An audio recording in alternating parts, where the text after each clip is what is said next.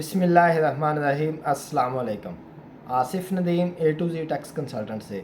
जी नाज़रीन, आज आपके सामने हाज़िर हूँ एक नई वीडियो के साथ। और आज की वीडियो जो है इसमें हम डिस्कस करने वाले हैं जी कि एक बिज़नेस इंडिविजुअल के लिए डॉक्यूमेंट्स कौन कौन से रिक्वायर्ड हैं उसकी एनुअल टैक्स रिटर्न फाइल करने के लिए।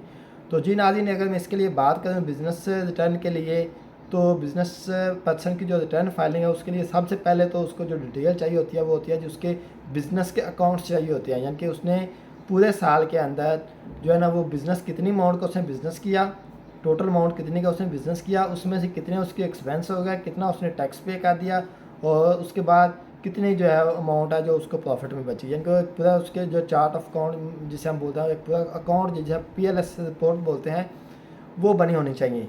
ठीक है जी। उसके बाद नेक्स्ट उसके पास जो है वो बैंक स्टेटमेंट होनी चाहिए जो कि आपके रिपोर्ट के साथ मैच करती हो आपके अर्निंग के। ठीक है। और फिर उसके अलावा अगर आपने बिज़नेस के लिए किसी से लोन लिया है या बिज़नेस से किसी को लोन दिया है तो उसकी डिटेल आपके पास होनी चाहिए।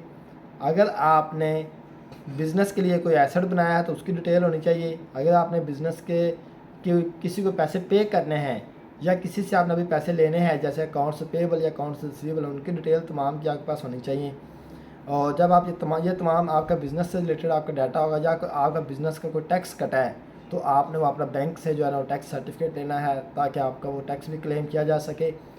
फिर जब आप ये तमाम बिज़नेस का डाटा इकट्ठा कर लेंगे तो फिर इसके साथ साथ आपने अपनी पर्सनल डिटेल भी इकट्ठी करनी है कि आपने जो है ना अगर ड्यूरिंग द ईयर आपने कोई अपना पर्सनल एसेट बनाया है या कोई सेल किया है तो उसकी डिटेल, कोई गाड़ी ली है, कोई प्रॉपर्टी ली है तो उन तमाम चीज़ों की डिटेल, कोई गोल्ड लिया है उसकी डिटेल, कोई आपके पास कैश इन हैंड में है उनकी डिटेल, फॉरेन करेंसी ली है उसकी डिटेल। इसी तरह आपके यूटिलिटी बिल आपके पास होने चाहिए, बिज़नेस के भी और पर्सनल भी। और फिर इसी तरह आपके पास जो मोबाइल नेटवर्क है इनके आपके टैक्स डिडक्शन सर्टिफिकेट। ठीक है। और बैंक के tax deduction certificate, personal bank statement और बिज़नेस की बैंक स्टेटमेंट, दोनों चीज़ें आपके पास होनी चाहिए। नेक्स्ट जी, अगर आपने कोई इंश्योरेंस वगैरह करवाई है तो उसकी डिटेल होनी चाहिए। तो ये तमाम डॉक्यूमेंट्स रिक्वायर्ड होते हैं एक बिज़नेस पर्सन की जो है वो रिटर्न फाइल करने के लिए। अस्सलाम वालेकुम।